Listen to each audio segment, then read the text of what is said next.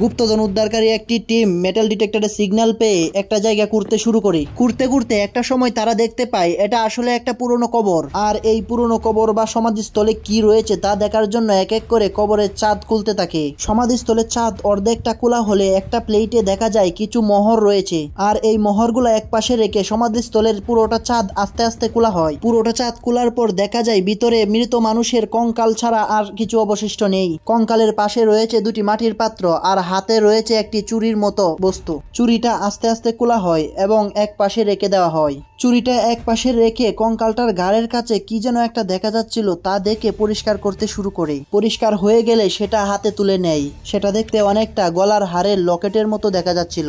এই লকেটের মতো বস্তুটা এক পাশে রেখে যে জায়গা থেকে এটা তুলেছিল সেই জায়গায় আরেকটা ছোট বস্তু দেখতে পায়। আর সেটাও হাতে তুলে নিয়ে এক পাশে রেখে দেওয়া হয়। সেটা রাখার পর সমাধিস্থলের মাথার দিকে দুটি পাত্রের মধ্যে একটি পাত্রকে আস্তে আস্তে বের করে আনার চেষ্টা করা হয়। আগেকার দিনে মৃত মানুষের সাথে খাবার দাবার ধনরত্ন ও সমাধিস্থলে দিয়ে দেওয়া হতো। এই পাত্রগুলোর মধ্যেও হয়তো মৃত ব্যক্তির সমাধিস্থলে ধনরত্ন দিয়ে দেওয়া হয়েছিল, যা আমাদেরকে এই ভিডিওতে দেখানো হয়নি। ভিডিওটা ভালো লাগলে অবশ্যই একটি লাইক দিয়ে বন্ধুদের কাছে শেয়ার করে দিবেন।